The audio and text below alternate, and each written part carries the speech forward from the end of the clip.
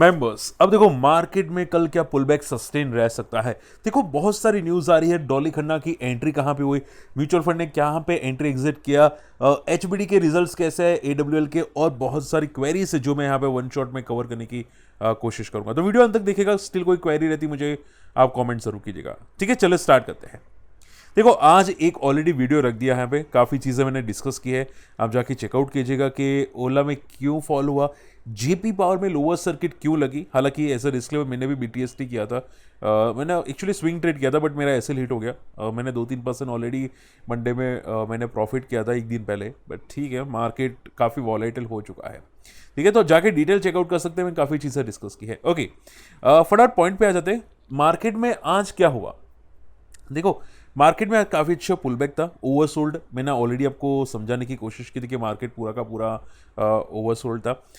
रही बात निफ्टी की, देखो यहाँ पे just a second, see Nifty ने काफ़ी अच्छा पुलबैक दिया है, लेकिन देखो अभी यूएस मार्केट देखोगे तो 250 पॉइंट फॉल करा है। ठीक है, तो मार्केट में देखो ये टेम्पररी पुलबैक है। अगर आप 2 आवर्स चार्ट देखोगे तो मैंने जनरली 2 आवर्स चार्ट में ये फोकस किया है। एक सेकेंड, ये थोड़ा सा अप्स एंड डाउन है। ओके, यहाँ पे ऑटो फिट कर देते हैं। ओके, तो आप देखोगे 2 आवर्स चार्ट के अंदर निफ्टी का यहाँ पे पुल बैक है और 40 आरएसए को इसने टेस्ट किया है। ठीक है, तो ये क्या बताता है 40 आरएसए को टेस्ट करना कि भाई यहाँ पे अब ओवरसोल्ड से ये रेगुलर मोड में आ गया। ठीक है, तो मैं जनरली अगर बाइंग मोड देखता हूँ, आप ये समझो कि मान लो कि RSI 60 जाना है निफ्टी को 2 आवर चार्ट में, तो हमेशा अगर फॉल करता है, ब्रेक करता है 40 RSI को, तो रीगेन करने के बाद वापस एक डिप मारता है एंड देन ब्रेकआउट करता है। आप समझ रहे हैं, देन ब्रेकआउट करता है। तो आप ये समझो कि अगर इसने ब्रेक किया है, पुल बैक दिया है, तो ये यहाँ पे वन शॉट नहीं जाना चाहिए, यहाँ से फॉल करके बाद में ऊपर जाना चाहिए। तो फॉर मी एक छोटी सी प्रॉफिट बुकिंग आ सकती है। अब वो कल आएगी या परसों आएगी वो नहीं पता, लेकिन एक छोटी सी प्रॉफिट बुकिंग यहाँ से आपको आती हुई दिखाई दे सकती है। ठीक है, तो आप ये समझो कि अगर मान लो मार्केट गैप अप ओपन हुआ तो मैक्सिमम टू मैक्सिमम मार्केट 25-320 जाएगा, जो यहाँ पे एक रेजिस्टेंस है। ठीक है, अगर गैप अप ओपन हुआ तो, अगर स्टेबल ओपन हुआ तो मार्केट थोड़ा सा कंफ्यूज होगा और मार्केट में भी साइडवेज हो जाए। और अगर गैप डाउन ओपन हुआ, ठीक है, मान लो कि यहाँ पे गैप डाउन ओपन हुआ, तो जो लोग ने लॉन्ग पोजीशन ली थी वो एग्जिट करने का सोचेंगे, और हो सकता है यहाँ पे कि लॉन्ग वाइंड अप होता हुआ दिखाई दे और मार्केट में एक प्रॉफिट बुकिंग आती हुई दिखाई दे। तो जो मैंने आपको बताया था वो ऐसा हो सकता है कि एक डिप आ सकता है अगर गैप डाउन ओपन हुआ तो। ठीक है, तो ये चीज़ें फोकस कीजिएगा। मार्केट में एक रेजिस्टेंस में भी बहुत जल्द आपको दिखाई दे सकता है। ओके, एंड देखो मैं ऑलरेडी बता चुका था यहाँ पे ये वीडियो के अंदर, मैं आपको वापस बताना चाहूँगा कि अगर शॉर्ट टर्म का व्यू है, ठीक है, तो बहुत केयरफुल लेना, क्योंकि मेरे एसएल भी हिट काफ़ी हुए हैं। ठीक है, आप देखो मैंने यस्टरडे बीटीएसटी किया था C8 के अंदर 3%, 4%, 3.5% मॉर्निंग में पॉजिटिव था। ठीक है, और मैंने एग्जिट करे मॉर्निंग के अंदर एज ए डिस्क्लेमर। ठीक है, बीटीएसटी के अंदर, और आप देखोगे फ्रॉम द टॉप से ये वापस ही गिरता हुआ दिखाई दिया। अब आज के दिन के अंदर आप देखोगे मिड कैप गिरा नहीं है, स्मॉल कैप गिरा नहीं है, तो ये ब्रेकआउट किया था, लाइफ हाई बारह था, तो इसने क्यों गिरावट बताई। ठीक है, तो पॉइंट ये है कि मार्केट में अभी मार्केट में क्या है कि स्टॉक चेंज हो रहे हैं। ठीक है, आज कोई और मोमेंटम कर लेता है, कल और कोई मोमेंटम कर लेता है। तो आपको बस उतना ध्यान में रखना है कि अभी के लिए शॉर्ट टर्म का व्यू है। ठीक है, तो 7-8-10%, 12% मत सोचो, 1-2%, 3% के लिए सोचो ज़्यादा से ज़्यादा। ठीक है, अगर उससे ज़्यादा सोचोगे तो एसएल हिट हो सकते हैं आपके। ठीक है, मेरे जेपी पावर में सेम चीज़ हुआ है। जेपी पावर में मैंने यहाँ पे 3% ऑलरेडी प्रॉफिट में था। ठीक है, लेकिन फॉर मी मुझे लग रहा था यहाँ पे एक ब्रेकआउट है, एक अच्छा खासा ब्रेकआउट है, तो हो सकता है यहाँ पे कि अराउंड 27-28 तक जाता हुआ दिखाई दे, 28 अप्रोक्सीमेटली या 29, बट ये उल्टा रिवर्स हो गया based on the may be profit booking हो यार। ठीक है, तो चीज़ें हैं देखो मार्केट में, तो थोड़ी वॉलेटिलिटी है और इसकी वजह से बहुत केयरफुल लेना पड़ेगा मार्केट के अंदर। ठीक है, ओके, सो केयरफुल है ना, अभी के लिए मार्केट में वॉलेटिलिटी क्लियर है। चलिए, इसके अलावा अगर बात करनी चाहिए, एफआई की है आज, लेकिन बहुत छोटे अमाउंट की एफआई की एंट्री है, तो ज़्यादा फोकस नहीं करेंगे। यूएस देखो नेस्डेक अर्निंग इन्फ्लेशन के डेटा वहाँ पे भी आए थे, उसकी वजह से थोड़े से पॉजिटिव थे, लेकिन कुछ ट्रम्प के स्टेटमेंट्स आए। ठीक है, कि वो लोग रेट कट कितना करेंगे वगैरह वगैरह, ऐसे कुछ स्टेटमेंट्स आए थे। एंड अभी जो है ना फेड, ठीक है, फेड चेयरमैन, उसको निकालने की बात करें, उसकी जगह और यहाँ पे आएगा, माना जा रहा है यहाँ पे 3 रेट कट्स होंगे। ठीक है, वो भी एक साथ, तो ऐसी कुछ न्यूज़ आती हुई दिखाई दी, जिसकी वजह से मार्केट, यूएस मार्केट में थोड़ी बहुत आपको प्रॉफिट बुकिंग चलती हुई दिखाई देती है। ठीक है, तो ये भी एक चीज़ें है, और मे भी शायद अगर ये फॉल करता है, डाउ फॉल करता है, तो हमारा मार्केट भी करेगा। और अगर आप देखोगे ध्यान से तो डाउ एक पैटर्न बना रहा है, फॉलिंग पैटर्न बना रहा है। तो ये थोड़ा नेगेटिव है। फॉलिंग पैटर्न यानी कि मे बी सपोर्ट टेस्ट करने आए, ठीक है, लेकिन फॉलिंग पैटर्न तो ये भी बना रहा है डाउ अभी के लिए तो, ठीक है, तो थोड़ा कॉशियस रहने की ज़रूरत है अभी मार्केट के अंदर। ओके, सी पहला तो वापस एक क्लियर कर दे तो आखिरी चीज़ कि आप ध्यान में ये रखो, मैंने पहले ही आपको समझा दिया है कि मार्केट में फॉल्स पुल बैक है। जब तक मार्केट 25,200 के ऊपर सस्टेन नहीं करता 2-3 दिन, तब तक तो फॉल्स पुल बैक है, ठीक है। तो पुल बैक एक्सपेक्टेड था निफ्टी ओवरसोल्ड की वजह से, लेकिन ये फॉल्स पुल बैक है, ठीक है। चलिए, अब म्यूचुअल फंड ने क्या क्या किया है वो यहां पे बताने की कोशिश करूंगा। जून मंथ के अंदर म्यूचुअल फंड की एंट्री सबसे अच्छी हुई है एशियन पेंट्स, विशाल मेगा मार्ट के अंदर, और एक टाटा बाय बाय किया है आईसीसीआई और इन्फोसिस, यानी कि बैंक्स में और आईटी में टाटा बाय बाय किया है। आप यहां पे फोकस कर सकते हैं। टॉप एंट्री कहां पे हुई, तो सबसे ज़्यादा पसंद आ रहा है एशियन पेंट्स। अब देखो, मैंने आपको पहले भी बताया था कि एशियन पेंट्स चार्ट्स के अंदर ओवरसोल्ड हो चुका है। मंथली चार्ट देखते हैं ना हम लोग यहाँ पे, ठीक है। अगर मैं यहाँ पे मंथली चार्ट डिस्कस करूँ यहाँ पे एशियन पेंट्स के अंदर, सी जस्ट अ सेकेंड, यहाँ पे एशियन पेंट्स अगर मैं यहाँ पे डिस्कस करूँ, ठीक है, तो आप देखो यहाँ पे 25 के अंदर, यहाँ पे 2025 के अंदर 40 के नीचे RSI चला गया था। तो ये बड़े प्लेस मैं हमेशा आपको बोलता हूँ, देखो मेरे वीडियो सुना करो, बड़े प्लेस मैं हमेशा बोलता हूँ कि बड़े प्लेस जब भी निफ्टी 50 के कोई भी कंपनीज होती है 40 RSI के नीचे जाती है, तो वहाँ पे वो लोग एंट्री कर लेते हैं, ठीक है। तो ये क्लियर कट दिखाई देगा कि टॉप सबसे ज़्यादा कौन पसंद आ रहे हैं म्यूचुअल फंड में, क्योंकि एशियन पेंट्स। तो मैं हमेशा बोलता हूँ आप लोगों को लॉजिक्स पकड़िए, अगर आप लॉजिक्स नहीं पकड़ोगे तो ये समझ में नहीं आएगा आप लोगों को। ऐसा सेम चीज़ें मैंने आपको रिलायंस के अंदर भी बोली थी, और पता है मुझे, मतलब मेरे भी कलीग्स होते हैं आजू बाजू ऑफिस वाले, ठीक है, मतलब मुझे स्पेशल ज्ञान दे रहे थे कि देखो रिलायंस है, ये और पिटेगा, फलाना होगा, ढिमकाना होगा। मैंने क्लियर बोला था कि भाई रिलायंस का भी RSI 40 के नज़दीक आ चुका है, इसके और पिटने के चांसेस है ही नहीं, बिल्कुल भी नहीं है, ठीक है। और आप देखोगे उसके बाद लाइफ हाई के आसपास ये रिलायंस जाता हुआ दिखाई दिया है, ठीक है। तो पॉइंट क्या जाते हैं, हमेशा फोकस करो कि निफ्टी 50 की जो कंपनीज होती है मंथली चार्ट के अंदर 40 RSI पे आए तो वो जनरली ओवरसोल्ड हो जाते हैं, ठीक है, जनरली ओवरसोल्ड हो जाते हैं। तो आपको डबल बेनिफिट मिलता है, ठीक है। आप सोचो कि इंडेक्स, मान लो ईयरली बेसिस पे इंडेक्स 5% का रिटर्न दे, 7% का दे, अगर आप ओवरसोल्ड पे ज़्यादा फोकस करोगे तो ज़्यादा बेनिफिट हो सकते हैं, ठीक है। तो पॉइंट क्या जाता है, ओवरसोल्ड्स को ज़्यादा फोकस करो निफ्टी 50 वाले, तो आपको थोड़ा बहुत लॉजिक्स काम आएगा, आपको ये चीज़ें समझ में आएगी, ठीक है, क्योंकि बड़े प्लेस तो ऐसे ही करते हैं। ओके, विशाल मेगा मार्ट की एंट्री आप देखोगे म्यूचुअल फंड की, Dixon, Bajaj Finserv, Biocon, state bank of India, trend में भी आप दिख सकते हैं यहाँ पे, क्योंकि ट्रेंड भी काफ़ी पिट चुका था, ठीक है। हालांकि निफ्टी 50 का हिस्सा है तो इसकी वजह से म्यूचुअल फंड की भी एंट्री हुई। और मैं हमेशा आपको एक ही चीज़ बोलता हूँ, ट्रेंड में फ्यूचर ग्रोथ है। मैंने ऑलरेडी केस स्टडी ट्रेंड की बनाई है, अगर आपने मेरा वीडियो देखा है तो फ्यूचर ग्रोथ है, ठीक है। बट क्या है कि थोड़ा सा स्ट्रेच हो चुके हैं वैल्यूशंस में, तो क्या है कि अभी फ्यूचर अगर इनका प्रॉफिट मेंटेन रहता है तो वापस रिकवर कर जाएगा, ठीक है। अब टाटा बाय बाय किसमें किया है, तो आप देखोगे रिलायंस जैसे टॉप पे आया, लाइफ हाई पे आया, वहाँ से म्यूचुअल फंड की एग्जिट स्टार्ट हो चुकी है, ठीक है। तो बड़े प्लेस ऐसा ही करते हैं, ओवरसोल्ड पे एंट्री, ओवरबॉट पे टाटा बाय बाय, ठीक है। तो ये चीज़ें आपको फोकस करनी चाहिए। इंडसइंड बैंक काफ़ी वॉलेटाइल था, टाटा मोटर्स काफ़ी वॉलेटाइल था, उसकी वजह से इसमें भी आपको एग्जिट होता हुआ दिखाई दिया, क्योंकि यूएस मार्केट के इश्यूज है इसकी वजह से। फिर डॉली खन्ना, अब देखो मुकुल अग्रवाल, डॉली खन्ना की एंट्री हुई है स्मॉल कैप के अंदर, वो नाम है प्रकाश इंडस्ट्रीज। हालांकि मैंने भी काफ़ी डिस्कस किया था प्रकाश इंडस्ट्रीज को, फंडामेंटल बहुत स्ट्रांग है प्रकाश इंडस्ट्रीज का, बट प्रॉब्लम पता है क्या है, प्रकाश इंडस्ट्रीज के अंदर कोई मोमेंटम ही नहीं है। ये सॉरी प्राज आ गया, just a second, okay, Prakash industries यहाँ पे सी, ये काफ़ी टाइम से रेंज बाउंड है। देखो इसकी रेंज देखो, 120 से लेकर 220 के बीच में इसकी रेंज बन चुकी है। यहाँ पे आप देख सकते हैं, ये वाला यहाँ पे लो बनाया था, ये एक रेंज बन चुकी है, ठीक है। तो जब तक ये रेंज ना टूटे तब तक कहना मुश्किल हो जाता है, ओके। एंड अगर हम लोग बात करने जाए यहाँ पे सी प्रकाश, क्या फंडामेंटल स्ट्रांग है, आप देखोगे सिर्फ 8 की पीई पे बंदा ट्रेड करा है, सिर्फ 8, ठीक है, यानी कि वैल्यूएशंस काफ़ी अच्छे हैं। हालांकि छोटी मार्केट कैप है, तो मैं हमेशा बोलता हूँ म्यूचुअल फंड जनरली एंट्री नहीं करते ऐसी छोटी मार्केट कैप में, बहुत कम म्यूचुअल फंड होते हैं, ठीक है, जो ऐसे एंट्री करते हैं।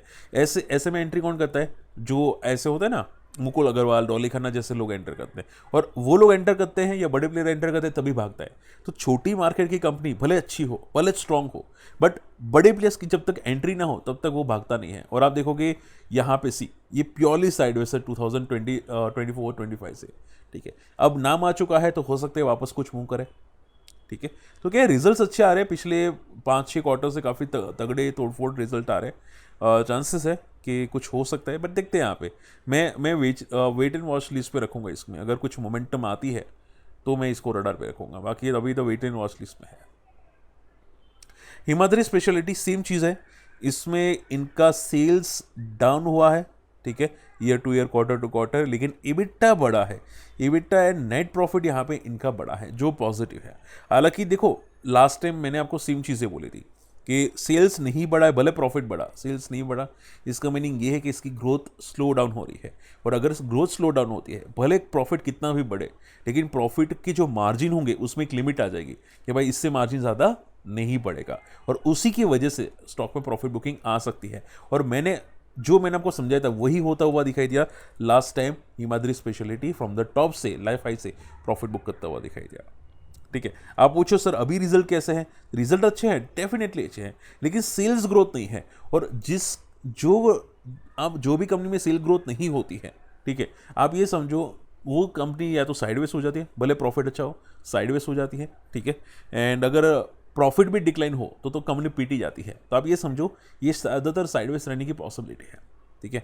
तो मैं यहाँ पे बता देता हूँ चार्ट्स में हिमाद्री, ठीक है, आप सी समझो बात को। देखो ये यहाँ पे एक अब रेंज में है, ठीक है, 400 से लेकर 700 रेंज में है। अब ये रेंज में ही रहने की चांसेस ज़्यादा है, ठीक है। तो जब तक ये रेंज ना टूटी तब तक कुछ नहीं होगा, और रेंज टूटे के चांसेस भी कम है। क्यों? क्योंकि रिजल्ट्स ठीक आ रहे हैं, एवरेज आ रही है, इसको पॉजिटिव नहीं बोल सकते हैं। भले आपको लगता है quarter to quarter sir result तो अच्छे है, इवन प्रॉफिट बढ़ा है, नहीं बढ़ा, सेल्स ही नहीं इंप्रूवमेंट है, ठीक है। सेल्स इंप्रूवमेंट नहीं होगी तो इसकी वैल्यूएशन जस्टिफाई नहीं होगी, आज नहीं तो कल प्रॉफिट भी गिरेगा, ठीक है। तो थोड़ा कॉशियस रहने की ज़रूरत है हिमाद्री स्पेशलिटी के अंदर। ओके, लास्ट 2-3 बचा है। CFF SME कंपनी से फ्लूइड कंट्रोल, इसने पार्टनरशिप किया गार्डन रीच बिल्डर्स के साथ, यानी कि कल शायद गार्डन रीच बिल्डर पॉजिटिव हो सकता है और CFF फ्लूइड भी पॉजिटिव होने की उम्मीद है। ये SME कंपनी से आप देख सकते हैं, SME कंपनी से ये भी मैंने काफ़ी रडार पे रखी थी एक टाइम पे। ये भागने के पे मतलब इतना पागल था ये बंदा, आप देखोगे 2023 में 166 पे था, आज 600 पे है, ठीक है। कंपनी देखो यहाँ पे क्या काम करती है, मैन्युफैक्चरिंग में। तो SME कंपनीज जो भी मैन्युफैक्चरिंग करती है ना, ज़्यादातर कंपनीज आप ये समझो 95-96% की कंपनीज पॉजिटिव रहती है, ठीक है। SME कंपनीज जो मैन्युफैक्चरिंग करती है ये पॉजिटिव रहने की उम्मीद ज़्यादा होती है, और अब इसने यहाँ पे टाइप किया है तो फ्यूचर ग्रोथ तो पॉजिटिव है, ठीक है। बस आप ये समझो कि इसकी वैल्यूएशंस थोड़ी सी ऊपर है। अगर मान लो मार्केट में करेक्शंस आता है, अगर ये मान लो 600 का स्टॉक 200-300 पे आ जाता है, तो शायद वापस वैल्यूएशन बेटर हो जाएगी, ठीक है, वापस फंडामेंटल बेटर हो जाएंगे, वैल्यूएशंस बेटर हो जाएगी। तो ये चीज़ें आपको ध्यान में रखनी है, ठीक है। इससे मान लो कल थोड़ा बहुत पुल बैक करे, लेकिन ये टेम्पररी पुल बैक होगा। मुझे लगता है इसकी वैल्यूएशंस अगर डीप आती है तो ज़्यादा बेनिफिट होगा CFF के अंदर। HBD I think HDFC fin company, ठीक है, जो सिमिलर है को बजाज फाइनेंस, ठीक है। इसके रिजल्ट वीक आए, ठीक है, अनुमान तो थे ही मुझे, ठीक है। और आप देखोगे क्वार्टर टू क्वार्टर इसका प्रॉफिट में डिक्लाइन आता हुआ दिखाई दिया, ईयर टू ईयर प्रॉफिट माफ़ कीजिएगा, तो ये चीज़ें नेगेटिव हैं, ठीक है। तो भाई पिटने के चांसेस तो है। और वैसे मैं पहले भी आपको बता चुका था कि HDB में आपको फोकस बहुत केयरफुल रहना है, क्योंकि ये सभी मैनिपुलेटेड है, ट्रैपिंग वाले हैं, ठीक है। भले आपको ग्रे मार्केट अच्छा दिखाई देता है, लिस्टिंग के बाद भागा है, क्योंकि ये अनलिस्टेड मार्केट में डिमांड में था, ठीक है। और ये टेम्पररी भागते हैं, लाइक ओला, स्विगी, जोमेटो टेम्पररी ऊपर जाते हैं, उसके बाद फॉल कर जाते हैं। आप देखोगे इसने भी टेम्पररी पुल बैक दिया था लिस्टिंग के बाद, अब वापस फॉलिंग मोड में है, ठीक है। अब ये लाइफ लो ब्रेक करेगा तो ये और पिटेगा, तो थोड़ा कॉशियस रहने की जरूरत है आप लोगों को। कंपनी में हमेशा देखो सोच समझ के ट्राई करो, क्योंकि आप लोग फंसेंगे, ठीक है। चलिए लास्ट नोडल इज AWL के रिजल्ट्स ठीक नहीं है, डेफिनेटली ठीक नहीं है। हालांकि मैनेजमेंट की गाइडेंस थोड़ी अच्छी है फ्यूचर ग्रोथ की, 7 to 9% की मैनेजमेंट की गाइडेंस है, बट रिजल्ट्स बिल्कुल भी अच्छे नहीं हैं, और उसकी वजह से कंपनी ने ज़्यादा रिएक्शन नहीं दिया है। आप देखोगे एवरेज रिएक्शंस है, ठीक है। तो आप ये समझो कि जब तक ये ग्रोथ नहीं आती तब तक तो ऐसे ही साइडवेज रहेगा। इसका जो चैप्टर है वो ख़त्म हो चुका है ऐसा लग रहा है, तो टाइम लेने वाला है अब ये बहुत, ठीक है। चलिए, तो ज़्यादातर मैंने न्यूज़ कवर कर दिया, फटाफट आप लोगों की क्वेरीज लेते हैं। सबसे पहली क्वेरी है ओसवाल पंप्स की, ठीक है। ओसवाल पंप्स सर क्या कर रहा है मुझे बता दीजिए। ओसवाल पंप्स में आई थिंक सेम चीज़ें हुई, अगर मैं गलत नहीं हूँ तो। यहाँ पे लिस्टिंग के बाद काफ़ी भागा था, काफ़ी भागा है, और मैं आपको पहले ही बता चुका हूँ ये वर्टिकल मोमेंटम है, तो प्रॉफिट बुकिंग तो एक्सपेक्टेड थी, ठीक है। एंड 600 से 750 जाना ओसवाल पॉम्स के अंदर। अब रिजल्ट नज़दीक है और रिजल्ट अगर वीक आए ना तो ये पिटेगा। अब भाई आप क्यों शॉर्ट टर्म का क्यों सोचते हो? देखो हमेशा याद रखो कि जो भी रिसेंटली लिस्टेड होता है उसके पीछे पीछे भागोगे तो प्रॉब्लम बड़ी क्रिएट होगी, ठीक है? उसके पीछे पीछे मत भागो, ओके? एंड रिजल्ट अगर अभी रिसेंटली है, अगर खराब आए ना सीधी लोअर सर्किट ही लगेगी, पता भी नहीं चलेगा आप लोगों को कि क्या हुआ, और कितने लंबे टाइम पे फंस जाओगे वो भी पता नहीं चलेगा, ठीक है? न्यूज़ चैनल वाले तो बक बक करके निकल जाएंगे, ओके, कि भाई ये वाला अच्छा है वो अच्छा है, और वो लोग भी ज़्यादातर शॉर्ट टर्म का व्यू देखते हैं कि भाई 2 दिन में कौन चलेगा, 3 दिन में कौन चलेगा। आप लोग उनके वर्ड्स को फोकस नहीं करते। बात समझ में आ रही है? और मैंने तो काफ़ी तक दिखा है कि वो लोग जब भी बोलते हैं ना, वो स्टॉक में सिर्फ 5 मिनट में मोमेंटम आती है, उसके बाद पूरी खत्म हो जाती है, ठीक है? पूरी वाइंड अप हो जाती है, चली जाती है, ठीक है? तो और हो जाते हैं आप लोग ट्रैप। तो चीज़ें बहुत ख़राब है, तो कॉशियस रहो ओसवाल पम्प्स के अंदर। बाकी तो मैं क्या बोल सकता हूँ, रिजल्ट के बाद देखो, रिजल्ट अभी है नज़दीक है। DMCC speciality chemicals same city sir अब स्मॉल, ज़्यादातर बहुत कम मार्केट कैप में आपने देखना स्टार्ट किया। ये 1000 करोड़ से कम की मार्केट कैप है। ये ऐसी कंपनीज आपको मेरी हिसाब से तो रडार पे नहीं रखनी चाहिए, ठीक है? हाँ ठीक है, इसके रिजल्ट्स ठीक है, एवरेज है रिजल्ट्स, लेकिन आप ये समझो मार्केट कैप इतनी छोटी है कि अगर कुछ भी गड़बड़ हुई तो सीधा पिटाई होगी, इसकी बहुत तगड़ी पिटाई होगी। और आप देखो ये समझो, देखो डेली चार्ट आप यहाँ पे देख सकते हैं, ठीक है? डेली चार्ट में इसमें वॉल्यूम्स देखो, कोई भी नहीं है, एकदम ड्राई वॉल्यूम्स है, ठीक है? अब देखो जब भी ऐसी आपको विक्स दिखाई देती है ना चार्ट्स में, देखो चार्ट्स ऐसे होने चाहिए जो सिंपल स्मूथ मोमेंटम हो। आप देखोगे इसमें कोई स्मूथ मोमेंटम नहीं है, ठीक है? स्मूथ मोमेंटम यानी कि आप निफ्टी में देखो कितने क्लीन चार्ट्स दिखाई दे रहे हैं। अगर आप डीएमसीसी में देखोगे ज़्यादातर रेड कैंडल्स दिखाई देती है, ठीक है? वो भी विक्स वाली, ठीक है? छोटी छोटी विक्स वाली कैंडल दिखाई देती है। ये जनरली बताता है कि वॉल्यूम्स नहीं है, और ऐसी कंपनीज में अगर घुसोगे तो फंसने में चांसेस लग सकते हैं, तो मत घुसो, ठीक है? बाकी तो आप पर डिपेंड करेगा। देखो मैं ऐसा नहीं बोल रहा हूँ कि कंपनी खराब है, बट मान लो कि क्रैश हुआ तो क्या करोगे? ऐसी कंपनी में फंसने में ज़्यादा होता है। अब मान लो मैं आज बोलता हूँ कि सर ये कंपनी खराब है, ठीक है, वॉल्यूम्स नहीं है, और कल ये 20% और भाग गया तो आप मुझे गाली दोगे और मुझे अनसब्सक्राइब करके चले जाओगे, ठीक है? मैं सिर्फ ये समझा रहा हूँ कि भले शॉर्ट टर्म में मोमेंटम है, बट वॉल्यूम्स ही नहीं है इसमें, मार्केट कैप भी छोटी है। अगर रिजल्ट ज़रा सा भी खराब आए ना तो कितने साल से साइडवेज हो जाएगा पता भी नहीं चलेगा, ठीक है? बस मैं उतना समझा रहा हूँ, बाकी तो आप पे डिपेंड करता है सर, ठीक है? चलिए एबीडीएल के बारे में सर बताइए, प्रफुल्ल जी का मैसेज है।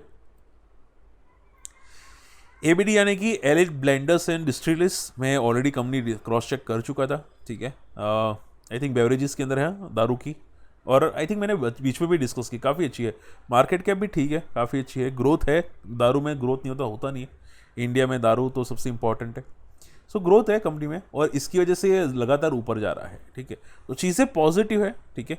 बस आप ये समझो कि इसकी वैल्यूएशंस थोड़ी सी स्ट्रेच है, 70 की पी है, ओके? और मार्केट में अगर मैं दूसरी कंपनी देखो तो यूनिट बेवरेजेस उससे भी ज़्यादा महंगी है, तो आप रडार पे रखना चाहते रख सकते, कोई इशूज़ नहीं है, बट मुझे ज़्यादातर पसंद है पिकाडेली। ये थोड़ी सी मार्केट कैप ठीक है, और इसकी वैल्यूएशंस भी काफ़ी अच्छी है। बाकी एलिट ब्लेंडर्स एज पर आई नो बड़ी प्लेस का हॉट फेवरेट है, तो अगर आप ट्राई ये भी करना चाहते कोई इशूज़ नहीं है, ठीक है?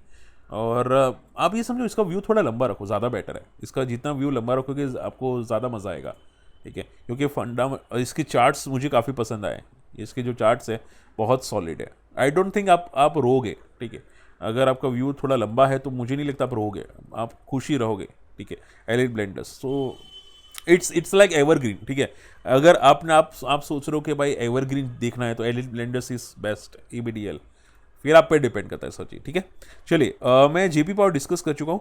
अब एक सर का क्वेश्चन सर ये था कि सर स्क्रीनर ईआई वाला जो है उसको यूज़ कैसे करें, ठीक है? देखो मेरे पास मल्टीपल स्क्रीनर्स हैं, आप सभी लोग जानते हैं मैंने बहुत सारे मल्टीपल स्क्रीनर्स बनाए हैं।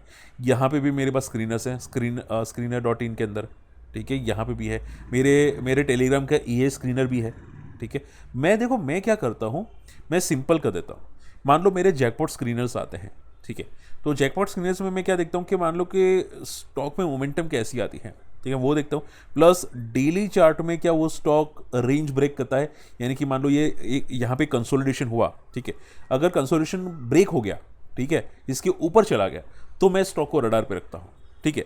लेकिन फिर मैं देखता हूँ 5 मिनट का चार्ट क्या है, 5 मिनट के चार्ट के अंदर क्या क्या ऐसे वर्टिकल मोमेंटम आई है। देखो ये जो मोमेंटम है ना, ऐसे क्या वर्टिकल मोमेंटम आई है, अगर है तो फिर मैं अभी ऐड नहीं करता, मैं अगर ऐड करता हूँ तो उसको डिप में ऐड करता हूँ, ठीक है, क्योंकि ऐसी अगर वर्टिकल मोमेंटम आए तो इजीली वो फॉल कर लेगा।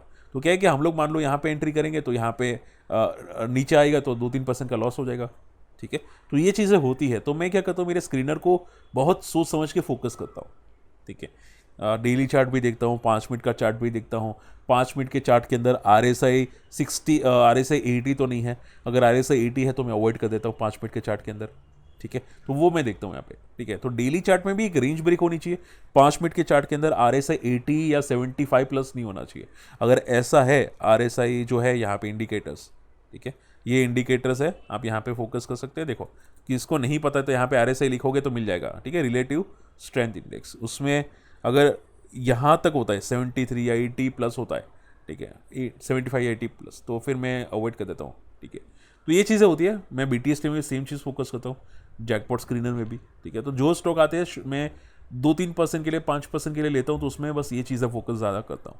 उसके अलावा यहाँ पे जो लॉन्ग टर्म के लिए आते हैं यहाँ पे, ठीक है, मान लो बिग बुल हो गया या स्ट्रॉन्ग कंपनी फाइनेंशियल्स होती है, उसमें क्या करता हूँ कि भाई मेरे पास अगर फंड्स होता है तो मैं कम क्वांटिटी ट्राई करता हूँ, बल्क में ट्राई नहीं करता।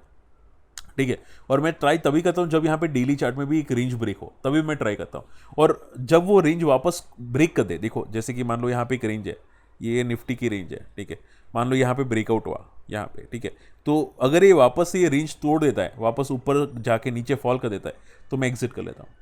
अगर मैं लॉन्ग टर्म के लिए भी कोई फोकस करता हूँ या मिड टर्म के लिए फोकस करता हूँ, तो रेंज वापस टूटती है, ब्रेक डाउन हो जाती है, तो मैं डाटा बाय बाय कर लेता हूँ। तो ये चीज़ें मेरा लॉजिक्स होते हैं।